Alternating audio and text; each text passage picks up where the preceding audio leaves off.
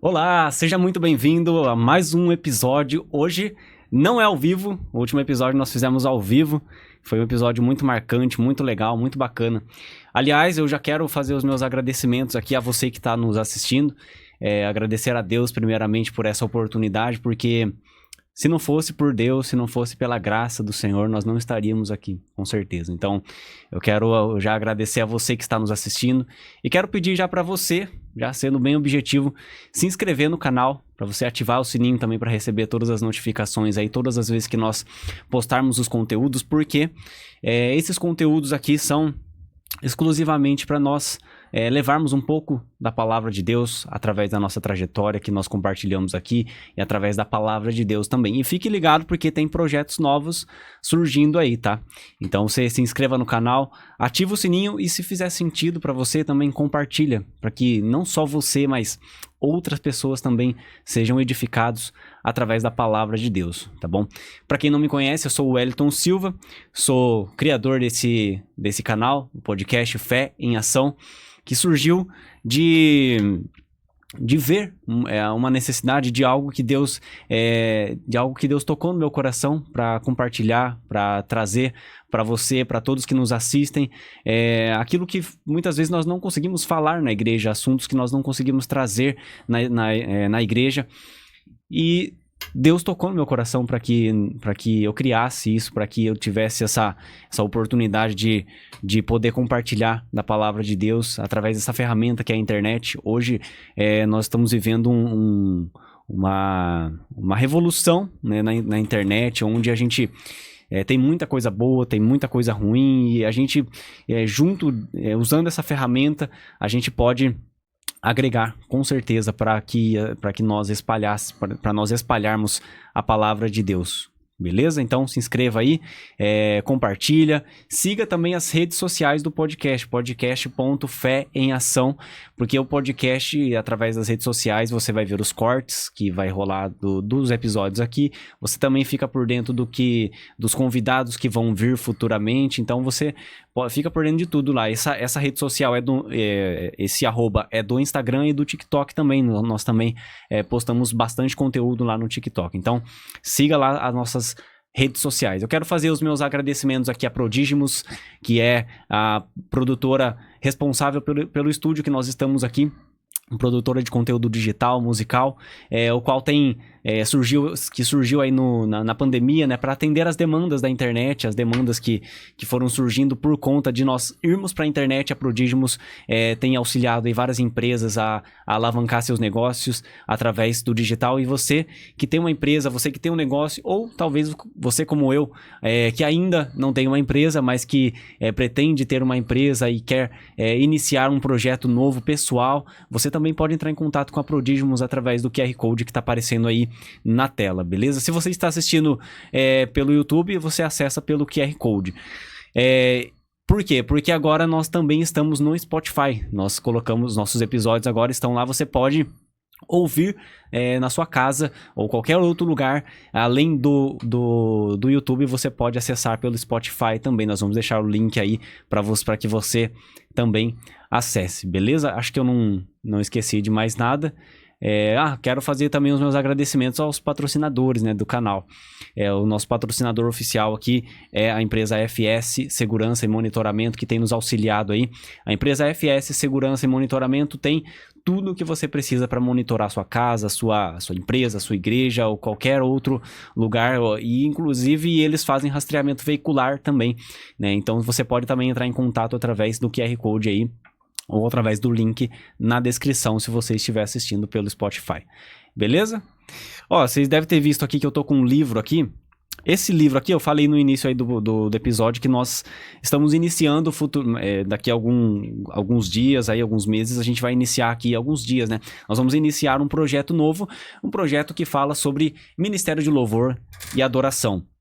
eu, como ministro de louvor, eu sinto também uma necessidade muito grande da igreja aprender sobre o que é o ministério de louvor, porque existe uma grande dificuldade, às vezes a gente ouve, né, muitas vezes a gente pode em algum momento ouvir falar que a igreja, no momento que o ministério de louvor está cantando lá, a igreja não sente, a igreja não consegue entrar ali no momento de adoração, e muitas vezes, muitas dessas situações não é necessariamente culpa do ministério de louvor. Eu já ouvi muito isso, né? O ministério de louvor que tem que se consagrar, e muitas vezes o ministério de louvor, ele está ali na posição, está fazendo o que é certo, está tendo uma vida com Deus, mas se nós, como igreja, não entendemos quem é Jesus, não entendemos quem é Deus, não tem como nós entendermos o que é adoração, porque Deus, ele é o único digno de todo louvor, de toda adoração, e se nós não entendemos quem é Deus, a posição que Deus está e a posição que nós estamos como filhos de Deus,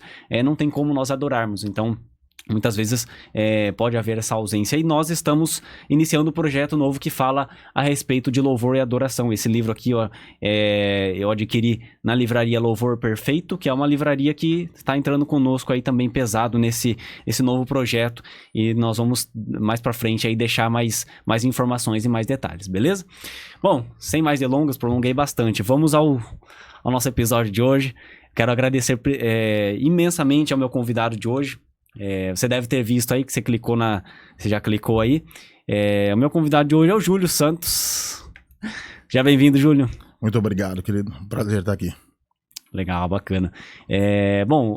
A gente sempre começa, eu quero já agradecer pela sua disponibilidade aí. Foi meio que de última hora a gente conseguiu, mas graças a Deus, né? Cara, e aí? Tudo bem? Como é que você tá? Como é que tá a vida? Como que tá as coisas? Graças a Deus, tudo bem. Só posso agradecer. Eu gosto de dizer que eu tenho mais do que eu mereço. Deus tem me abençoado de uma forma que eu sei que eu não sou digno. Deus tem me dado uma boa família, um bom trabalho, condições que eu nunca sonhei. Então, eu nem falo só de coisas materiais, mas espirituais também. Então, só agradeço. Não tenho muitas palavras para dizer, assim, sou bem grato, bem feliz. Entendo que o apóstolo Paulo diz, me aprendi a contentar com o que eu tenho, né? Então eu vivo bem, grato a Deus por tudo que Deus tem feito, e é isso, a minha vida tem seguido bem, creio que Deus tem direcionado tudo e vamos seguindo. Legal, bacana. E cara, a gente começa assim, eu sempre começo perguntando para os convidados. O intuito do podcast é a gente trazer, né, os principais ensinamentos. Hoje você é líder de jovens, né? Você Sim. trabalha com jovens. Como que tá o trabalho hoje? Como que tem feito? Como que tá sendo o desenvolvimento, né? Você faz tempo que você trabalha, né, com os jovens, e como que tá lá hoje? Bom, o trabalho com jovens já iniciou há mais de 10 anos. E surgiu um desejo no meu coração. Eu não era líder de jovens ainda na época, eu era liderado, mas eu sentia a necessidade de trazer para a juventude um ensinamento bíblico. Tinha duas situações. Primeiro, alguns pais não costumavam frequentar a escola bíblica e, por consequência, os jovens também não. Então, de que maneira eu pensava, de que maneira eu posso fazer com que o jovem se sinta atraído a vir e, né, por tabela, tragam os pais também. Então lá atrás, eu com o Jonas, a gente conversava um pouco a respeito, e eu subiu no meu coração realmente um desejo de, vamos instruir essa molecada, vamos pegar esses meninos novos aqui, essa juventude que está começando, mas ainda que não tem base nenhuma, e vamos começar a ensinar os rudimentos da fé, as bases, dizendo, né? Os fundamentos da fé. E foi assim que começou, com pouquíssimos jovens, né? Tinha ali 3, 4, aí começou meia dúzia, 10... E isso foi crescendo e de lá para cá nunca parou. Então, isso tem mais de 10 anos.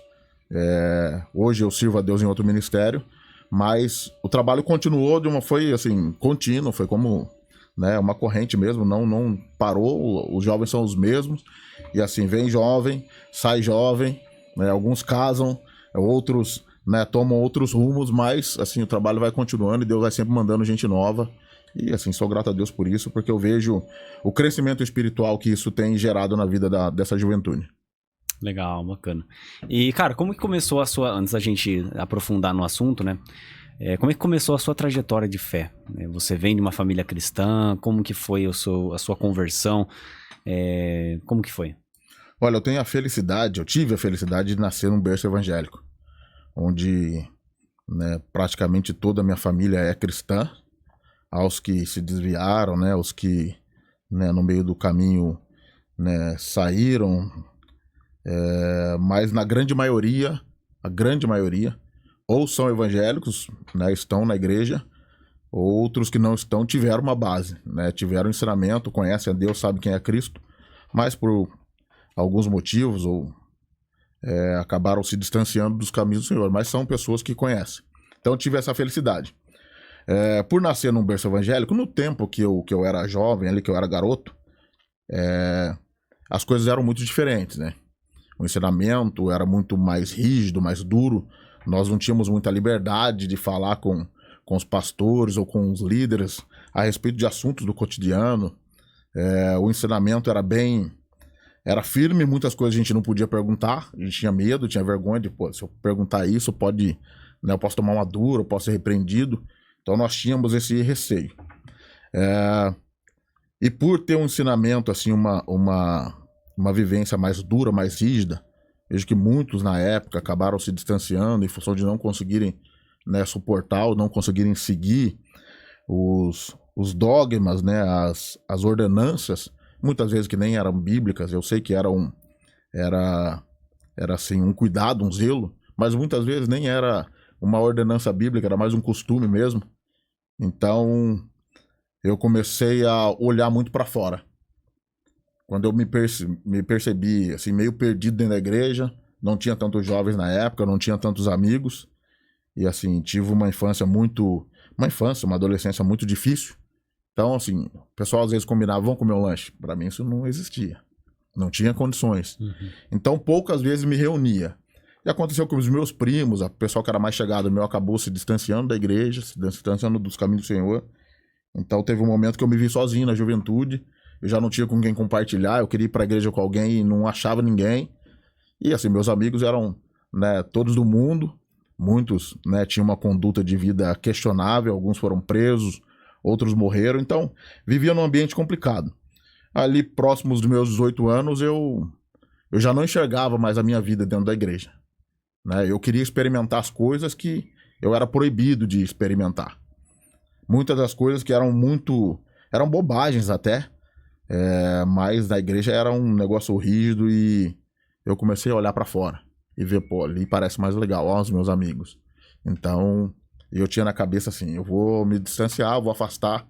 Eu tinha muito temor de Deus, eu não queria estar com um pé lá, um pé cá, né? Mas eu pensava assim, eu vou sair da igreja, eu fico uns 3, 4 meses fora. Eu vou fazer o que eu quero fazer, eu vou aproveitar, eu vou experimentar as coisas. E esses 4 meses demoraram 10 anos. Puxa. Foram 10 anos. É um tempo muito perdido. Mas assim, graças a Deus, após 10 anos, o Senhor me encontrou, né? A graça de Deus brilhou para mim e eu pude retornar e estou com Jesus até hoje. Graças a Deus. Legal. Essa questão dos jovens, eu vejo muito isso presente, né, nos dias de hoje. Os jovens, ele precisa de companhia, né? Então é muito complicado para um jovem que às vezes está vivendo num meio que é muito adulto, muita gente ali que ele não fala a língua dele muitas vezes, né? Acaba sendo difícil mesmo, né? O desafio acaba sendo maior e como acaba não tendo essa empatia ou essa mesma linguagem, né? Acaba que é natural que ele vá olhar para algum outro lugar que vai atrair ele, né? Sim. Então, e muitas vezes, nem sempre para onde ele está olhando são lugares bons. Exato. Né? E isso é o que pode muitas vezes causar, né? Hoje eu vejo na igreja assim, uma necessidade, eu não sei se você tem essa mesma percepção, mas trabalhando com jovens, eu vejo essa grande dificuldade que a geração atual, porque cada geração é uma geração, né? A geração que foi lá atrás foi uma geração teve seus desafios ali, religiosidade, mas algumas coisas foram preservadas. E hoje a nossa geração é uma geração muito tecnológica, cheia de informação, e que as coisas chegam para nós muito mais rápido do que chegava há, sei lá, tipo 10 anos atrás, né? E a geração de líderes e pastores precisam estar atento a isso, né? Porque a gente precisa suprir isso nos jovens hoje, né? Você sente essa diferença, essa necessidade observando o seu tempo lá atrás e hoje, assim, né? O que você vive hoje? Muito, muito. E essa diferença é gritante. Ela é gritante porque no meu tempo não se fazia perguntas, não se conversava. Você, por exemplo, eu particularmente não tinha liberdade de falar com os meus pais sobre assuntos, né, da minha adolescência, da minha juventude. Isso era um tabu, isso não existia. Então o jovem, quando ele tem dúvida sobre alguma coisa, ele vai procurar quem? Ele vai perguntar para quem? Ele vai falar com quem? Quando ele começa a despertar o desejo, o sentimento por outra pessoa, ele compartilha com quem? No meu tempo não tinha isso. A coisa era muito rígida, reforço. Era um excesso de zelo.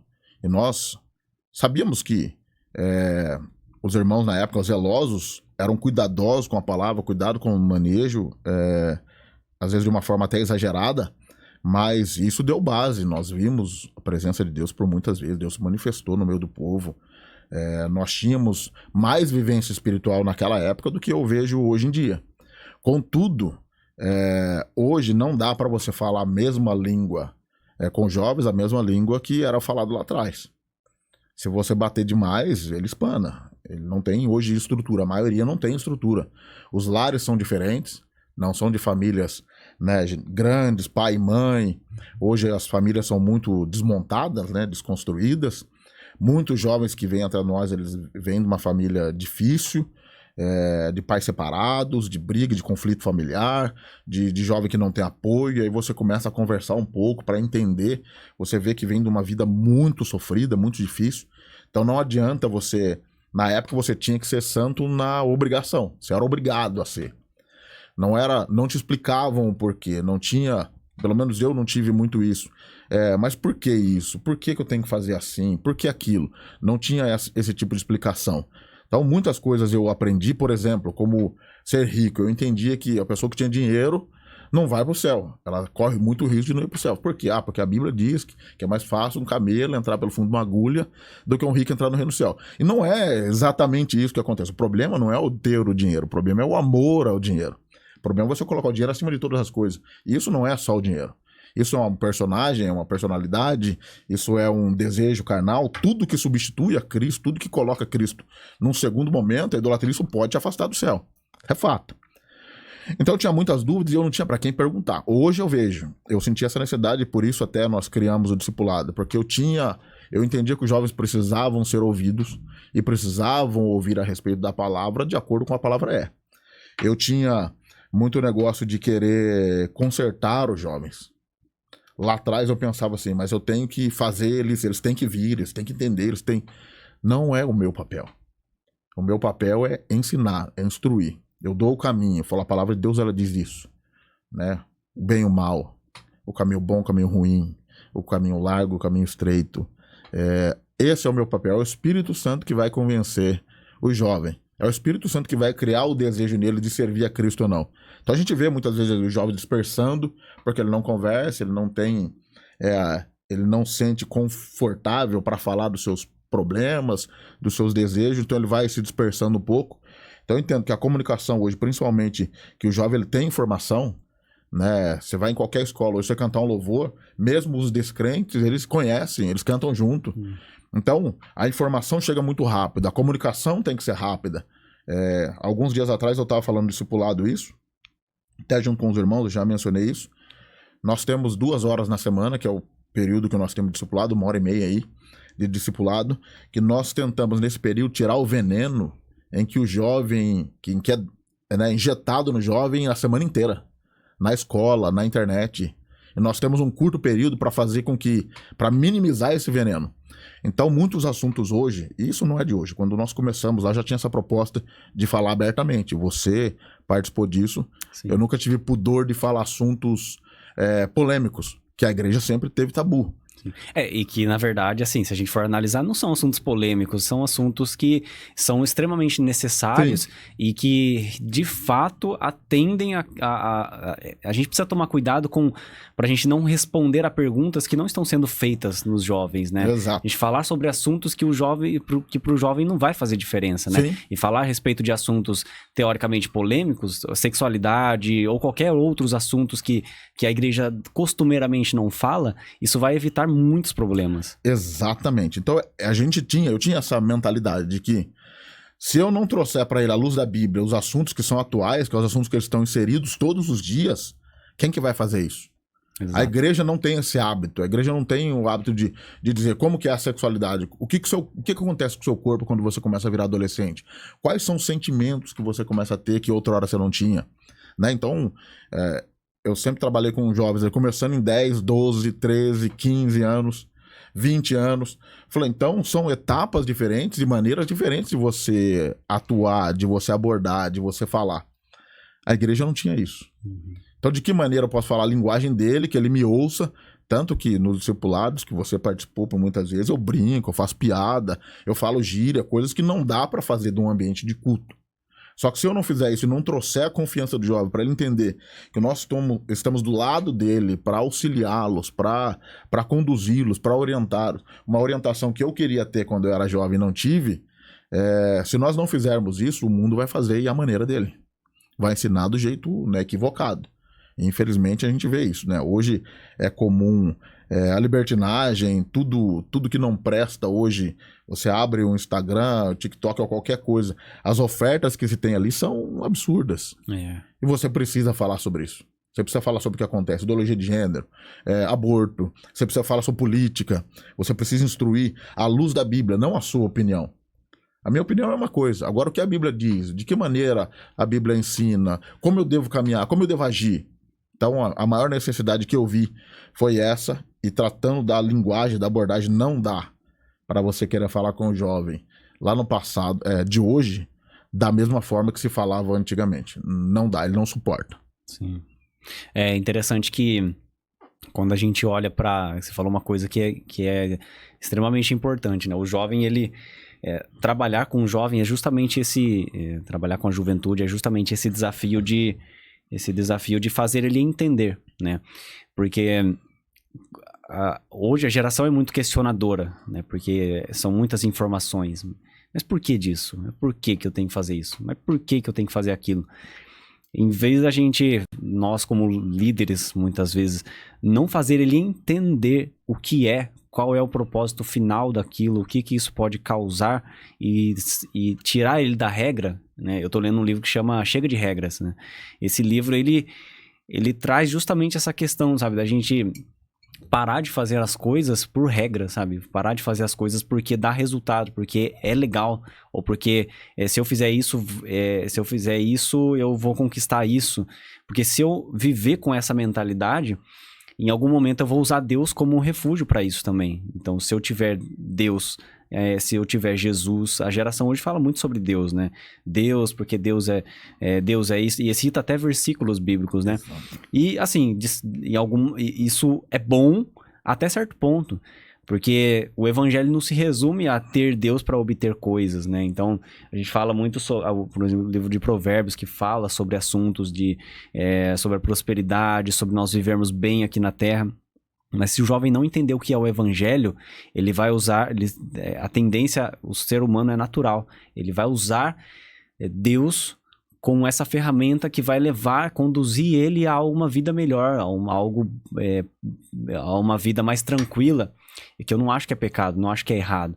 Mas a presença de Deus, fazer o jovem entender que a presença de Jesus, a presença de Deus, a salvação eterna é mais importante do que qualquer coisa que ele pode obter nessa terra. Isso nem tô falando do jovem, né? Mas de forma geral, né?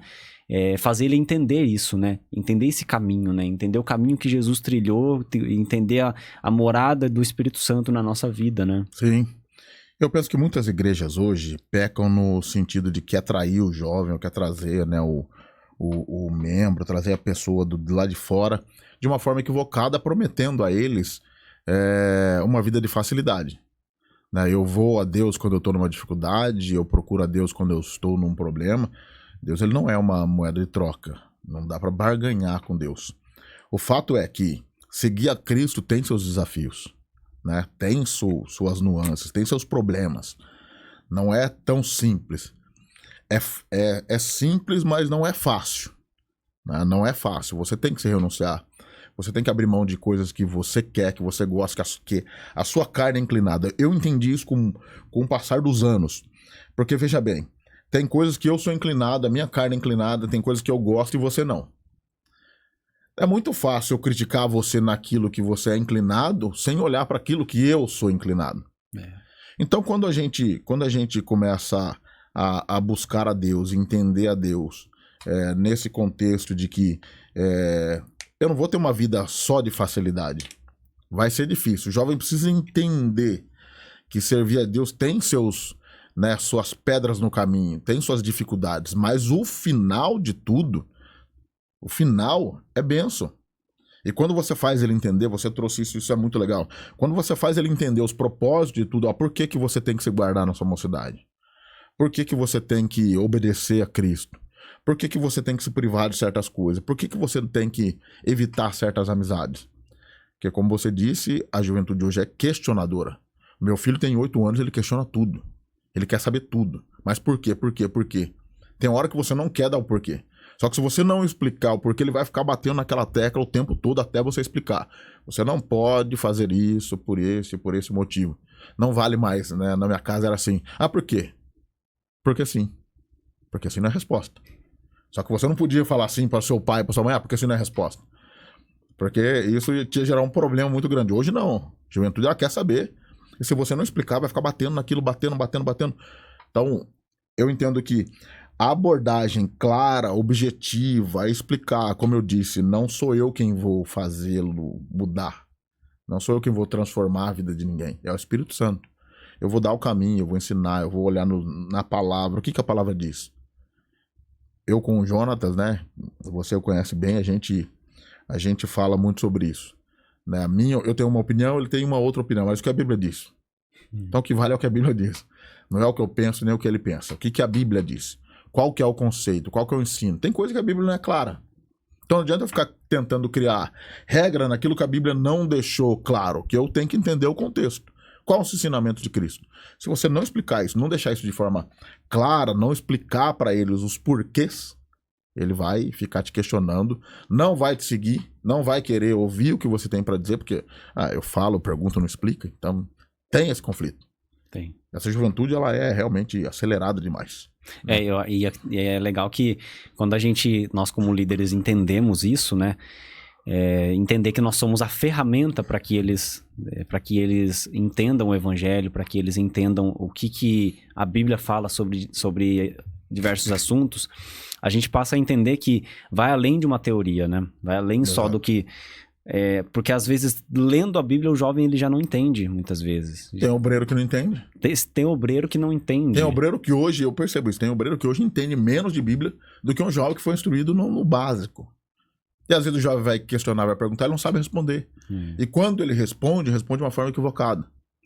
Aí ele vai procurar outro. Se a resposta não satisfaz o desejo, a necessidade dele, ele vai procurar outra pessoa para responder. Vai. E aí entra a necessidade de, como eu falei, né? Vai além da teoria, entra a necessidade de ter uma vida de oração e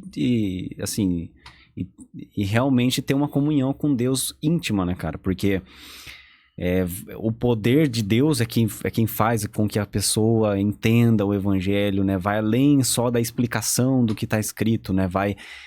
O mundo espiritual, ele existe de fato, né? Então, e o que acontece em todo esse contexto, internet, informação, afeta o mundo espiritual.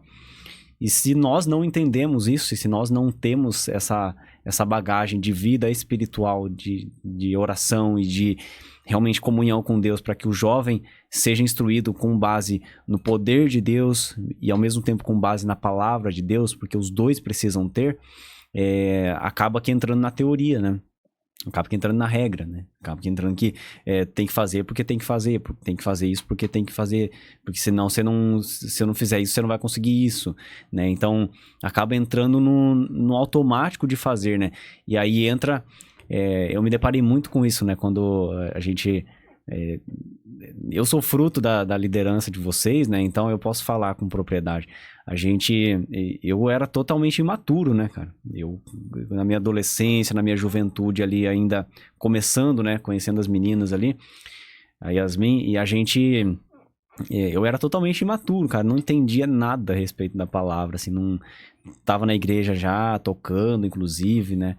Cara, eu me deparei com... Quando eu passei a frequentar lá, né, o discipulado, eu passei a entender coisas que eu jamais entenderia, vivendo uma vida natural de frequentador de igreja, Sim. né?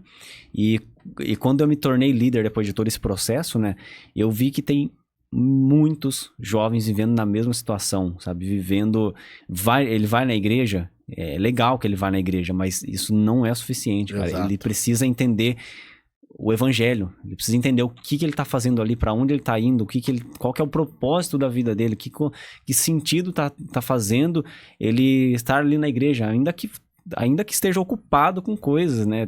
Eu fazia parte do ministério de louvor e não entendia o evangelho, as coisas básicas da palavra, né? E hoje ainda tem muita gente assim. Participa dos cultos, toca, canta, tem cargos dentro do ministério, mas não teve uma verdadeira conversão. Por quê? Porque não entendeu o evangelho. Não sabe que é simplesmente eu estou servindo lá, eu estou, né, ajudando nos trabalhos, eu estou na recepção, ou em qualquer outro trabalho que seja. Isso não é o suficiente. Se ela não entender o propósito, o plano divino, o plano da salvação, de nada adianta, vai ser um frequentador de culto. Se o coração não for transformado. Eu via muito isso, jovem que na igreja era um fervor, e orava, e, né, glorificava alto, mas assim, fora da igreja era uma pessoa comum, que vivia práticas comuns, e quando eu digo comum, é o comum do mundo, que é contrário ao que a Bíblia ensina. Você teve a experiência, assim como você, muitos jovens, adolescentes já passaram por lá, alguns já estão vindo ainda na mesma condição. Eles vêm, eles gostam da igreja, o ambiente é legal, né? O louvor é legal, as pessoas são bacanas, elas conversam, elas se reúnem no final de semana, elas comem pizza, elas fazem churrasco, que bacana, tá. Mas isso o mundo também faz. E não é esse o nosso propósito, óbvio. Trazê-lo, colocá-lo sentado e dali instruí-lo. Você imagina se você não tivesse tido essa instrução lá no começo, né, no início da sua fé, como seria a sua vida espiritual hoje?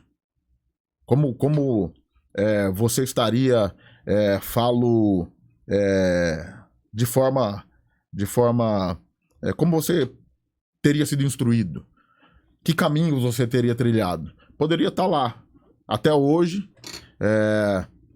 poderia estar até hoje, caminhando, tocando, ainda sem entender, porque acontece com muita gente. Você vai conversar com muitos músicos, por exemplo, só dando um exemplo, não necessariamente músico, mas que não tem noção nenhuma de Bíblia, não tem uma rotina de leitura, não tem uma rotina de devocional, não tem uma vida de oração, porque não entendeu. Eu acho que não, eu tô indo pra igreja, eu toco, eu cumpro a minha obrigação, eu chego cedo no culto, eu saio tarde, eu preparo tudo, eu deixo tudo pronto, como se isso fosse suficiente. Não é. Não é. A gente viveu muito tempo, você viveu isso, que a gente vivia preocupado com o congresso. Faz um congresso, trabalha, levanta fundos e faz... Terminou o congresso já pensando no próximo congresso. Tá, e nesse período? E aí? Como é que vai ser? Como é que vai... o que o jovem vai fazer nesse período? De que maneira nós vamos trabalhar esse jovem para que no próximo congresso ele seja mais firme, mais sólido, ele esteja mais crente, ele tenha mais noção, ele se entregue mais, ele viva mais para Deus? De que maneira a gente faz isso? Se não for instruindo. E muitas vezes... essas duas... Uma coisa que a gente precisa entender... a igreja de forma geral, né? Essas 2 horas que a gente passa no culto, são 2 horas para a gente se reunir com a equipe, vamos dizer assim, vamos trazer uma ilustração, né? Para a gente se reunir como um time de futebol se reúne para fazer um treinamento e, cara, depois tem os jogos, depois tem toda a temporada para fazer. Da mesma forma a igreja, cara. A igreja se reúne ali, a gente recarrega nossa energia pra ir pro campo de batalha, cara. Pra gente ir a gente tem uma semana para enfrentar. Por isso que eu admiro algumas denominações, igrejas, né, que tem células, né? Porque a célula, ela acontece no dia a dia. Não acontece, a gente não espera chegar ao culto de domingo, não espera chegar a um evento específico para então ter um grande preparo, ter um momento especial. Esse momento especial é dia a dia, né? E muitas vezes nós vivemos muito isso, né? Lá na época que a gente fazia muito esse questionamento, né? Mas por quê, cara? Por que não no dia a dia? Por que a gente não pode fazer isso no dia a dia, cara? A gente viver esses momentos especiais, estar junto com os jovens. Porque é isso, no fim das contas, é isso, cara. É isso que faz as pessoas serem cada vez mais sólidas na sua vida espiritual, né? Aí a gente vai evitar muitos problemas que a gente, às vezes, enfrenta com os jovens. A gente achar que o jovem vindo pro culto, tá legal, tá ótimo. Não, mas isso... E aí, cara? E aí? Como é que vai ser o dia a dia? O que ele tá enfrentando? Você sabe o que esse jovem tá passando na sua casa? Você sabe o que ele tá enfrentando esses dias um jovem da nossa congregação, ele me procurou, passou por uma situação, bem jovem, meio adolescente, né? Passou por uma situação muito constrangedora, cara, muito difícil ali na escola e tal, e que ele sentiu uma necessidade, uma dificuldade muito grande numa situação ali. Se nós como líderes não temos essa abertura para conversar sobre assuntos que muitas vezes nós não falamos na igreja, e mais do que isso, se nós não entendemos a linguagem dos jovens e não nos importamos com o que ele sente, com o que ele pensa, a chance desse jovem sair da igreja é muito grande. Ele vai procurar um ponto de apoio. É natural. Se não for com você, o jovem, o líder, se não for com alguém da igreja, vai ser com alguém de fora. Exatamente. E aí, assim, sair da igreja vai além de só sair da igreja. Exato. Ele vai, às vezes, apostatar da fé. Os exemplos que ele deveria ter, ele não tá tendo. Então... Sim. Ele vai procurar lá fora, entendeu? Aí que entra a verdadeira corrupção da pessoa dentro de si, né? Então, é por isso que é importante a gente entender isso, né? Entender o dia a dia das pessoas. Todo mundo tem as suas guerras, cara. Exato. E você, quando trabalhando com jovem, hoje você percebe isso, né? O jovem, ele vai te procurar se ele sentir confiança em você. De que você não vai bater nele porque ele errou, porque ele caiu, porque ele fez alguma coisa que não devia. Ele vai procurar você quando ele sente, pô, eu errei, mas eu preciso consertar isso, eu preciso conversar com alguém. Ele vai no ponto de apoio. É por isso que, eu não sei, você já deve ter vivenciado isso. A gente sofre muito liderando jovens. Muito. Porque muitos dos jovens que eu lidero hoje, boa parte deles eu conheci pequeno. Jovens que eu peguei no colo. Então, você tem um amor muito grande, você tem um carinho, um respeito, tem, assim, uma vivência com a família. Muitas delas não têm liberdade para conversar em casa e nos procuram para conversar sobre assuntos que não falam com o pai e com a mãe. Porque tem vergonha, porque tem medo de ser repreendido. Então, eles têm que confiar. Você tem que transmitir essa confiança e fazer com que essa confiança seja válida. Conta uma coisa pra você, te procura, desabafa sobre um determinado assunto, você sai espalhando isso pra todo mundo. Isso tem o líder tem que guardar isso. E por muitas vezes eu sofri, e eu acho que até compartilhei com você na última vez que nós conversamos, que teve um tempo que eu quis parar. Eu falei, vou parar de liderar jovens, porque é muito sofrido. Sofrido no sentido de quando você vê um jovem que você não consegue trazê-lo pra perto, que ele começa a desgarrar e os conselhos já não são válidos, ele já não quer compartilhar mais, ele já se ausenta sem justificativa, ele não te explica nada, você liga, ele não te atende, você manda uma mensagem e não responde. Isso dói lá no fundo da alma.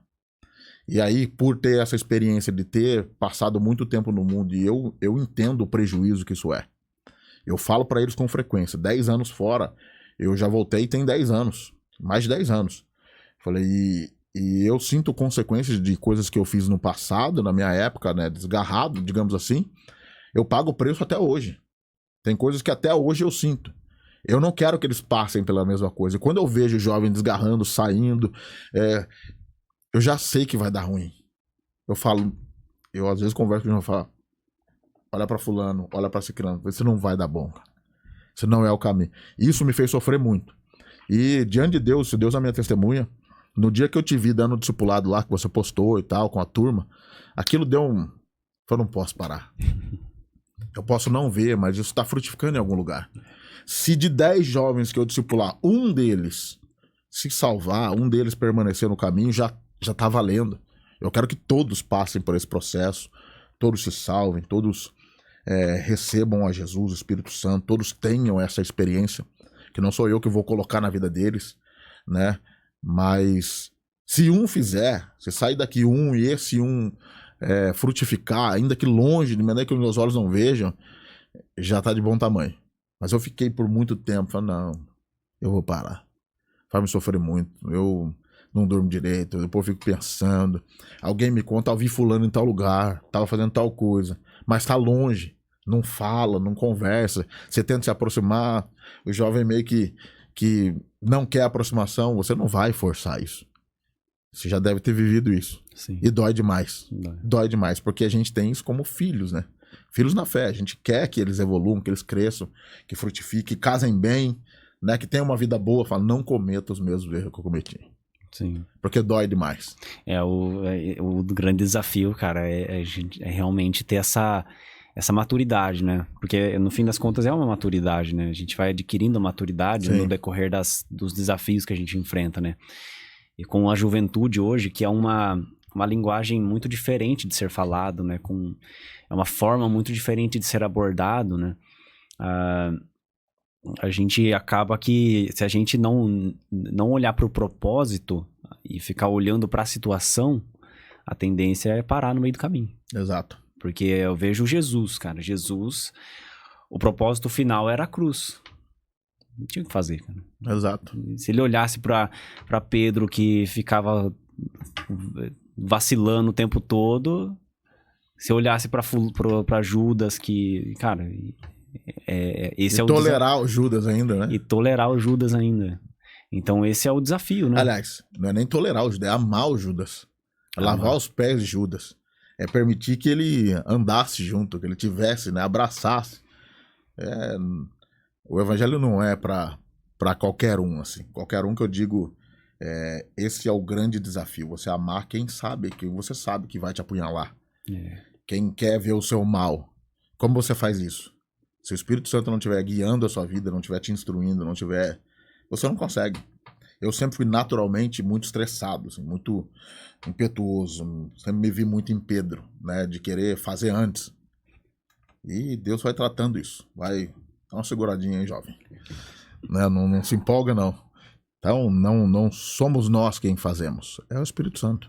Sim, é verdade. E, cara, quais foram, assim, os desafios no decorrer desses anos? Você deve ter, com certeza, passado por vários deles, né? Trabalhando com os jovens. Quais foram... a gente acompanhou um pouquinho, né? Assim, nós vimos alguns desafios, mas... Quais foram os mais... Aquele desafio, assim, que você falou, putz, cara, isso aqui me pegou. Isso aqui vai ser complicado de lidar. Olha, eu não consigo me lembrar de uma situação específica, mas, assim, várias. Várias situações. Uma, por exemplo, que envolveu, não vou dizer nomes, mas... nós tínhamos na nossa juventude, você pegou uma boa parte disso, nós éramos meio que excluídos do restante do ministério. Porque a gente defendia coisas que a Bíblia defende. Né? Não era a minha opinião, era o que a Bíblia dizia. E quando nós víamos alguma coisa que fugia um pouco do ensinamento bíblico, fala, pera, isso não está de acordo. Então nós colocamos um alvo nas nossas costas e viramos, certo?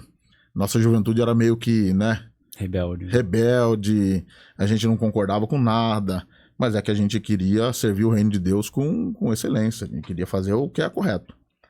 E eu me lembro que certa vez nós tivemos um congresso e algumas jovens foram sentar junto à mocidade, jovens nossa, você deve se lembrar dessa situação, e um dos jovens que estava organizando lá falou, não, vocês não podem sentar aqui, vocês têm que sair, vocês têm que... Mas por quê? E eu vi aquilo, eu fiquei maluco. Falei, como assim? Não pode, porque... Falei, são jovens, como que não pode sentar aqui? Então essa foi uma situação que me pegou muito. Me levou à sala do pastor na época. Né? Eu conversei com ele, eu falei, eu não admito que ninguém né, se meta com os meus jovens. Eu sei quem são. Falei, eu conheço a família. Falei, como? Fazem tudo certo, não dão mau testemunho. E no dia de celebração, num congresso de jovens, não pode participar? Por que motivo? Enfim, pastor, né, contornou toda a situação. Mas essa foi uma situação que me pegou muito. A gente tinha muitos problemas, né, relacionados a isso. O fato de não compactuarmos com algumas coisas, não vou ficar entrando nos pormenores, que eu sei que tem muita coisa que você sabe, que a gente sempre conversou a respeito. E lidando direto com a juventude, direto com os jovens, quais foram, né? Se você quiser pontuar. Com o jovem, a maior dificuldade é quando o jovem realmente não se abre. E a gente tem muito jovem melindroso, vamos dizer assim. Ele é uma coisa na sua frente, ele é outra coisa longe de você. É aquele jovem que realmente, aquela ovelha que dá um trabalho. Nós, por muitas vezes, isso era uma coisa que me magoava muito. Você instruía o jovem, conversava com ele, orientava com toda a calma, com todo o cuidado, com todo o zelo. E aí ele chegando na casa dele, porque me trataram mal, porque não conversaram comigo, porque me excluem. Eu falei, mas pera, como? Não é possível. Mas a gente já percebia que era um jovem que já não queria mais ir para a igreja, um jovem que estava buscando um meio, não sabia como dizer para os pais, ou não tinha essa autonomia ainda de tomar decisão por si próprio, então queria jogar nos pais, eu não quero ir mais porque estão me tratando mal, porque estão me tratando com diferença. Isso nunca aconteceu. Pelo contrário, nós tivemos até uma situação recente dessa forma. Uma jovem que, né, a gente sofria muito por ela, pela situação, aconselhamos por dezenas de vezes, e com a gente era uma conversa, mas com os pais eram outras. E aí os pais, por não serem crentes, por serem desviados, começaram a ver na gente um problema. Pera, mas não é isso que acontece, não foi essa conversa que nós tivemos, né? Não é bem isso. E assim, outras pessoas testemunhando da mesma forma. Não adianta a gente tentar se defender, Deus vai nos defender, né? Deus sabe, mas isso é uma coisa que me pega muito mesmo. Você saber que você está fazendo bem, isso é caminhar com Cristo. Eu estou fazendo bem, eu estou me entregando de verdade, né? Estou abrindo a porta da minha casa, estou abrindo a minha família, estou trazendo para perto do meu seio familiar. Nas minhas costas, a conversa é outra, agindo de uma maneira totalmente diferente. Isso me pega muito, sempre me pegou muito. Mas Deus, ele vai dando graça, você vai entendendo, você vai aprendendo que aquilo, nossa luta não é contra a carne, contra o sangue, né? Aquele jovem, ele precisa de Cristo, ele precisa de uma transformação, ele precisa de uma vivência espiritual, e a gente quer impor isso, né? A gente quer instruir e já ver o resultado imediato, e não é assim que funciona. Sim, é verdade. O grande lance de tudo que você tá falando, cara, é muito poderoso isso, né? Porque quando a gente olha com o olhar de que nós não somos a pessoa que vai, de fato, transformar, no fim das contas, o jovem, ele vai ter aqueles que vai sair mesmo, vai se desgarrar mesmo, porque não faz... A gente sempre precisa olhar para a palavra, cara, isso sempre aconteceu, né? Vai ter aqueles que realmente serão usados por Deus lá na frente. Os 12 discípulos, né, são os maiores, o maior exemplo disso, né? Os discípulos, os apóstolos, uns foram usados tremendamente, outros se suicidou, fez outras, preferiu outros caminhos, né? Mas quando a gente olha com um olhar de que o reino de Deus, ele exige que nós façamos algo, independente se o que vai acontecer lá no final. Deus, ele é glorificado no que nós fazemos, né? E o fruto que vem depois, lá na frente, a gente não sabe o que vai rolar, né? Não sabe o que vai ser. Mas a palavra foi pregada. Exato. Né? Então, o testemunho o testemunho que nós damos, a palavra que nós pregamos, ficar preocupado com a quantidade, com quanto que isso vai ser positivo ou quanto que vai ser negativo, isso a gente precisa estar na direção certa, Sim. no propósito certo, fazendo o que é certo. E fazendo isso, cara, tá tudo certo. Depois o resultado vem, né? Aí a gente... E aí é Deus que dá o fruto, crescimento, né? É Deus que dá o crescimento. Eu tenho comigo que, assim, a minha necessidade ou a minha obrigação é anunciar. É falar, é explicar, é instruir. O apóstolo Paulo, em certa ocasião, ele disse, de agora em diante eu não tenho mais culpa do sangue de vocês, porque eu nunca vos deixei de anunciar todo o conselho de Cristo. Ou seja, eu ensinei vocês, eu instruí. O que vai acontecer com vocês, a decisão que vocês tomar daqui em diante, é com vocês. Eu não tenho mais culpa, porque a minha parte eu fiz, né? Infelizmente, uns frutificarão, uns permanecerão, outros, infelizmente, vão se perder, e nós esperamos que não, porque, como eu disse, isso dói muito, dói demais, de ver, eu sei o futuro. Quando eu vejo que está se relacionando, que um relacionamento que não é adequado, que não é legal, falo, isso não vai ser positivo. Eu vejo hoje o seu relacionamento, por exemplo, que eu acho muito legal, que lá atrás, lá no começo, falando, não é a hora, você ficou ali, permaneceu, né, manteve a postura. Deus, ele honra. Ele vai preparar as coisas no tempo certo, né, que a gente muitas vezes quer atropelar o processo, né? Nós queremos pular uma etapa. E geralmente pulou etapa vai dar problema. Eu vejo hoje que muitas coisas que têm acontecido na minha vida hoje, algumas bênçãos que Deus tem me dado, eu não estava preparado para receber lá atrás. Eu queria, eu achava que, pô, eu estou fazendo a minha parte. Deus sabe que você não está pronto, você não tem maturidade, você não tem estrutura. Então ele vai te preparar primeiro, da mesma forma que aconteceu com o povo no deserto, né? O tempo de caminhada do Egito até a Terra Prometida era de poucas semanas. O povo ficou 40 anos rodando. Por quê? Porque não aprendia, né? Demorou para entender qual eram os processos, para confiar, de fato, que Deus está no controle de tudo.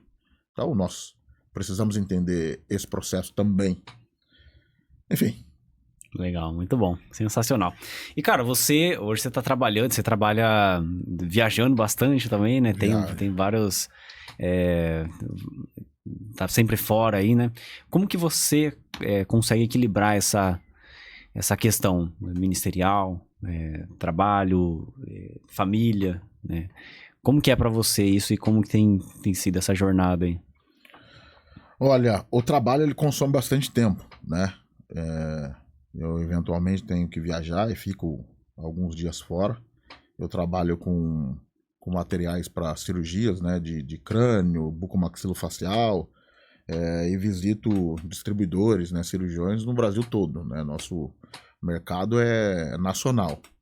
Então a empresa que eu trabalho é uma empresa pequena, né? Uma empresa enxuta, poucas pessoas. Então muitas vezes você tem que dividir em muitas tarefas. Equilibrar isso não é fácil. Então quando eu vou viajar, eu geralmente um dia antes eu pego a minha família, eu fico com eles, eu gasto tempo com eles. Né, eu faço o que eles querem, vamos, né, passear, eu faço o que eles querem, porque eu sei que eu vou me ausentar por alguns dias e essa ausência física, eu tento diminuí-la o mínimo possível, deixar, né, o mínimo possível. Meus filhos são muito apegados comigo, graças a Deus, né, eu sem arrogância nenhuma, mas eu sou presente mesmo, eu participo de tudo, eu quero estar perto, eu quero entender, e família me pega muito. Eu sou muito do cuidado de casa. Meu objetivo, eu não tenho aspirações, né, materiais de ter, nossa, eu quero ser rico, eu quero ser milionário, eu nunca tive essas aspirações. Mas eu quero ver minha família bem, meus filhos bem educados, bem instruídos, bem vestidos, eu quero que na minha despensa não falte nada, eu quero que as necessidades deles sejam supridas, né? Eu quero cuidar da vida espiritual deles, eu tenho esse cuidado. Não é fácil, mas você tem que gastar tempo com isso. Gastar tempo instruindo, equilibrar. Você fica uma semana fora do ministério. Se você não fizer um devocional, se você não tiver um período de leitura, porque o meio, às vezes, que você está inserido, não é um meio cristão, né? Você está ali para fazer negócios, para criar relacionamentos profissionais.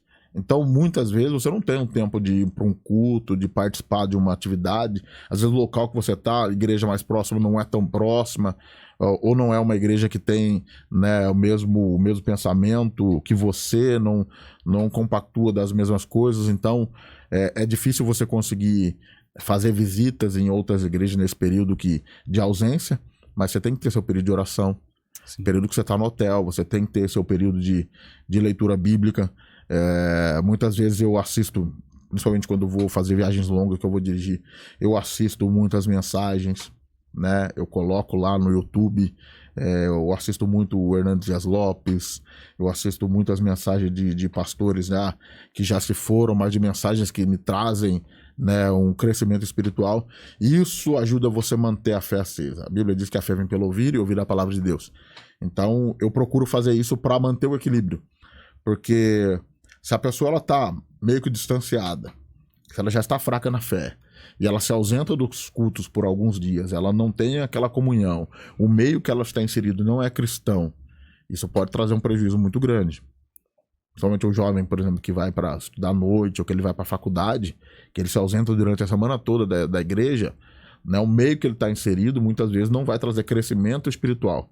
Se ele não tiver alicerçado, se ele não tiver uma base, se ele não tiver o Espírito Santo atuando dentro da vida dele, chega no domingo, ele tá cansado, ele não vai. Aí ele já ficou uma semana sem ir pra igreja. Na semana seguinte surge um compromisso no domingo à tarde, ele se atrasa, ele não vai de novo. A hora que ele percebe, ele tá frio, ele morreu. Então, é difícil, não é uma tarefa simples, mas você tem que criar alguns hábitos para que a sua fé não desfaleça. Porque a luta vai vir, vai acontecer um problema na sua casa, você tá longe, você não pode socorrer. Isso me pega demais. Então eu quero ter o cuidado, então eu sempre oro a Deus, olha, eu tô saindo para um compromisso profissional. Falar coisas que eu não posso, eu tô deixando o cuidado da minha casa para cuidar das atividades profissionais. Me ajude com isso, cuide da minha família, zela pela necessidade deles, que nenhum mal os ocorra, e que se houver alguma situação que eu não consiga resolver de onde eu estou, que o Senhor tome a direção. Então, cuidado, família, espiritualidade, trabalho tem que andar junto, não dá para separar. Eu muitas vezes estou em casa e surgem necessidades que eu tenho que atender de imediato. Surgem necessidades, são urgentes de clientes. Minha família já entende isso, minha esposa entende isso. Fala, agora eu preciso tirar o momento, eu preciso de um momento para fazer alguma coisa que exige pensar um pouco mais. Não é fácil, mas é possível. Sim. Você tem que dosar. É, isso aí, isso que você falou é essencial, né, cara? Eu já ouvi muita gente tentando separar, né? Não, aqui no trabalho eu não, tô trabalhando, não sou crente no trabalho, isso não existe. Isso não existe. Na verdade, tudo que nós fazemos tem que ter a ver com o propósito da nossa vida, né? Então, assim, desde a escolha de um trabalho, e isso faz com que muita gente se perca, né? Muitas vezes, se perca na sua própria identidade, porque não sabe, tipo Daniel lá na Babilônia, né? Exato. Acaba sendo o inverso, né? Você tem que adorar, então vamos adorar. Todo mundo tá adorando. Aqui. Exato. Então vamos fazer, né? Então, e a gente precisa carregar isso, né? Todo lugar é o... O ambiente não pode transformar. Exato. O ambiente não pode transformar. Na verdade é o contrário. É você que tem que transformar o ambiente que você está, né? Se o ambiente que você está inserido, ele te molda, você mudou de ambiente, ele te molda. Eu até brinquei esses dias. Eu fico, às vezes, uma semana no sul, eu já volto cantando, né? Falando cantado.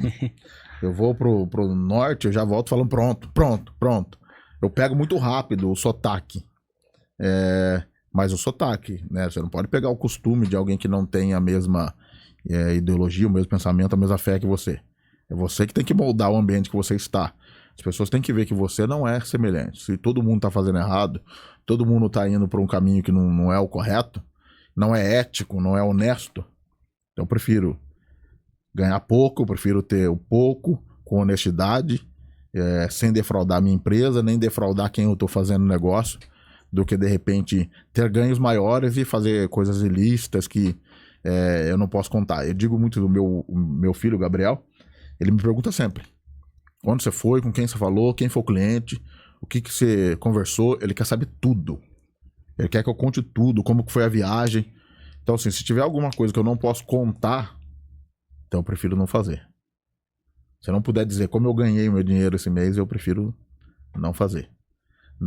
Isso não é muito bem visto, né, aos olhos do negócio, né, profissionalmente falando, mas se o que eu fizer eu não puder contar para meus filhos, eu não puder contar para minha esposa de que maneira eu ganhei, de que maneira eu conquistei, eu prefiro não conquistar. Exatamente, muito bom. E cara, você falou de família, né? Família é acho que é um bem mais precioso que a gente pode ter aqui nessa terra, né, cara? Sem dúvida. E como que é a sua família? Aliás, como que você conheceu a Camila?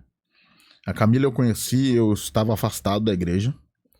Eu estava num período muito atribulado, digamos assim, mergulhado mesmo no mundanismo. Eu era um cara muito difícil. Difícil no sentido de que eu não tinha limite para as coisas. né, pro que era errado. Errado no sentido de bagunça, balada, bebida. Eu já conheci a irmã da Camila, era minha amiga, nós tínhamos amigos em comuns, mas a Camila sempre foi mais na dela, assim, nunca foi de sair muito e tal. Mas a gente acabou se conhecendo nesse contexto de amizade com a irmã e tal, os amigos em comuns, e a gente começou a se conhecer. E eu não tava nem aí pra nada, não queria relacionamento, não queria, queria bagunça. O negócio era festa, churrasco. E os amigos que eu tinha na época, eu tenho até hoje, apesar de que vejo muito pouco hoje, com pouquíssima frequência. A gente muitas vezes só se fala no WhatsApp e tal. Respeito a minha posição, a minha decisão, né, de servir a Cristo, de não estar mais inserido nesse meio. Mas foi aí que a gente foi, né, se relacionando. Ela é católica e eu, filho, né, criado num berço cristão. Então a gente começou a se relacionar, a gente sempre se deu muito bem. Até que houve um período em que ela engravidou. Eu estava, né, bebendo demais, né, eu fazia muito uso de álcool, muito mesmo, ao ponto de beber todos os dias em casa. Às vezes não era nem a balada, não era nem... Era em casa, eu chegava do trabalho, eu abria um uísque, uma cerveja e se tornou um negócio comum. Eu entendo que a longo prazo eu seria um alcoólatra. Eu ia ser aquele cara que sai do trabalho, que não perde o dia de serviço, mas todo dia vai beber. No almoço, na janta, eu seria esse cara. Eu entendo que Deus, ele já trabalhava lá atrás, quando colocou a Camila no meu caminho, já para preparar as coisas. Então, a Camila começou a me chamar para ir para a igreja, e eu não queria. Então, eu arrumava toda a desculpa possível para não ir. Então, no domingo, por exemplo, eu bebia demais, aí eu usava desculpa, não vou beber o dia inteiro, tô bêbado, não vou para a igreja bêbado. Então, eu comecei a fugir um pouco. Até que ela, de tanto desistir, ela acabou engravidando, nós perdemos o bebê. Um pouco antes dela perder, eu me converti, né? Me converti 3 dias antes de perder o bebê. Então me lembro que quando isso aconteceu, eu questionava Deus. Agora que eu tô voltando pro caminho, agora que eu tô tentando fazer o certo, o senhor vem e faz um negócio desse? Como que pode? Agora que eu resolvi, né, tomar a direção certa, mas isso estava longe do plano de Deus. Isso era uma decisão minha. Eu já contei esse testemunho por muitas vezes. Quando a Camila perdeu o bebê, nós estávamos na Unimed, e ela, naquele momento de abortar, que foi muito difícil, muito sofrido, para ela muito mais do que para mim, mas aquilo me rasgava a alma, porque eu sabia que aquilo era culpa minha. Se eu tivesse ido pelo caminho, se eu tivesse feito o que a palavra ordena, né, vai no caminho certo, respeita os estágios, né, se priva dos desejos da sua mocidade, isso não teria acontecido. Mas eu me lembro como se alguém falasse junto comigo, só estava eu e ela no quarto. Eu dizia que Deus não falava comigo. Pô, Deus fala com todo mundo, mas não fala comigo. Eu vou na igreja pra quê? Que negócio todo... Deus conversa toda hora com todo mundo, comigo Deus não fala nada. E aí, claramente, eu me lembro de uma voz: e agora, você tá me ouvindo? Tá prestando atenção? Deus falava comigo, evidente, mas eu não queria ouvir. Eu queria que Deus falasse o que eu quisesse ouvir. Então, nós tomamos a decisão, um pouco antes disso, nós tomamos a decisão de servir a Cristo. Eu falei: Camila, e eu sentei com ela e falei: ó, seguinte, né, agora nós estamos indo para a igreja, eu me reconciliei com Jesus, então a partir de agora, a vida que nós tínhamos lá atrás, nós não podemos ter mais, né? Nós tínhamos uma vida comum, de um casal normal, né, do mundo, mas para servir a Jesus, né, dentro do nosso costume cristão, nós temos que nos privar, né? Eu namorei com ela por 4 anos, depois veio mais 4 anos, ela topou, falei: se você não concordar, nós vamos ter que se separar. E ela se converteu, aceitou a Cristo. Por mais 4 anos nós ficamos noivos e casamos. E esse ano fez 10 anos de casado, graças a Deus. Me lembro que um médico disse que ela não poderia ter filhos sem fazer um tratamento antes e tal, por causa dos problemas de saúde que ela tinha. Nós temos 2 filhos hoje, abençoados, para a glória de Deus. Então, só agradeço. Benção demais. Eu lembro quando o Gabriel chegou primeiro, né? O Gabriel tá com quantos anos? 8. 8 anos, cara. 8 anos, né? Passa rápido, hein? Vai fazer 9 agora em janeiro. Rapaz do céu. Tempo voa. Cara, obrigado por compartilhar um pouco com a gente aí essa sua trajetória, compartilhar seus insights e aquilo que você tem vivido com Deus aí ao longo desses anos. Tenho certeza que pra mim foi muito produtivo e pra quem for ouvir e assistir também vai ser sensacional. Amém. Eu espero que esse bate-papo nosso possa trazer luz ao coração de alguém. Como eu mencionei, se um se salvar ouvindo, se um se salvar, ou se um, né, se despertar para o que Deus tem é muito melhor do que o mundo tem para oferecer. Porque passa, a balada passa, a alegria do mundo passa, a alegria da bebedeira passa, né? A alegria de quem tá com Cristo não, ainda que venham os problemas e virão, você tá sempre alegre, contente, porque você sabe que Deus está no controle, dependendo do que aconteça. Hoje, graças a Deus, eu vivo dessa forma e feliz com Jesus e não penso em abandonar esse caminho nunca mais. Muito bom, sensacional. E, cara, pra gente finalizar, queria que você mandasse um recado final, assim, tudo que você viveu, tudo que você tem vivido ao longo desses anos, aquilo que tocar no seu coração mesmo, pra juventude que tá nos assistindo, pra pessoas, famílias, pra 8 bilhões aí de pessoas que podem ter acesso a esse conteúdo, aquilo que tocar no seu coração. Olha, o conselho que eu dou, principalmente falando pra juventude, que é o foco nosso, né? O que nós temos de foco é tema a Deus. Sirva a Cristo com alegria. As lutas virão, os problemas virão, mas como Salomão disse, né? O homem mais sábio que já pisou nessa terra, o fim de tudo é teme a Deus. E temer a Deus não é ter medo de Deus.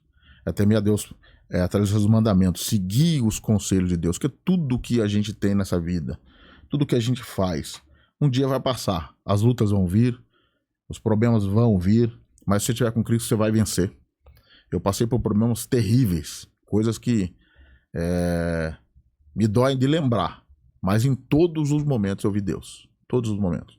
Então fiquem firmes, tem um versículo de Salmo 37, 25, que, salvo engano, que diz: eu fui moço e hoje eu sou velho, mas desde a minha mocidade eu nunca vi um justo desamparado, nem tampouco a sua descendência mendigar o pão.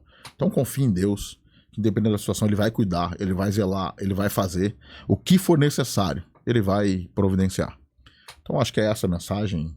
Sigam a Cristo com alegria, não deixe que a religiosidade, né, o peso que os homens colocam nos seus ombros te façam desistir da caminhada, mas olhe para Jesus. Sempre olhem para Cristo. Vejam o amor de Cristo, o que Cristo já fez, o que ele pode fazer, né? A Bíblia diz, né? Aquele que nem mesmo o seu próprio filho poupou, antes o entregou por amor a nós, como também nos dará com ele todas as coisas. Então vamos, eu acho que é essa a mensagem. Confie em Deus, não deixe que as adversidades, os ventos, as tempestades te tirem do caminho, né? Que façam te olhar para outro caminho, sirvam a Cristo com alegria, que ele vai recompensar e abundantemente. Legal, muito bom, obrigado mais uma vez. Obrigado para você também que nos assistiu até aqui, assistiu esse episódio. Eu tenho certeza e desejo mesmo que você seja de alguma forma tocado por Deus através da palavra que foi compartilhado aqui. O nosso intuito é realmente levar a palavra de Deus para que as pessoas sejam edificadas, né? Para que a igreja cresça na verdade, para que a igreja cresça no conhecimento do Senhor Jesus. Então, muito obrigado. Compartilha. Se fez sentido para você, eu tenho certeza que vai fazer sentido para muita gente. O compartilhar com as pessoas não tem a ver, não é para mim, não. É para que outras pessoas também sejam alcançadas. Compartilha com os grupos aí da igreja, da família, dos amigos e bora espalhar fé para que as pessoas, para que cada vez mais vidas sejam tocadas e edificadas. Se você já é um cristão, o meu desejo é que a sua fé continue em ação todos os dias e saia da teoria. Vai viver na prática, vai viver o evangelho, viva em paz, viva com Deus e que Deus abençoe a sua vida. Siga as redes sociais do podcast.fé em ação. Nós estamos trazendo novidades aí e você não pode ficar de fora, tá? Adoração vai ser Ministério de Louvor, adoração vai ser o nosso foco, um dos nossos objetivos também aqui no canal. Então fica por dentro aí de tudo que vai rolar por aqui. E que Deus abençoe a sua vida. Até a próxima.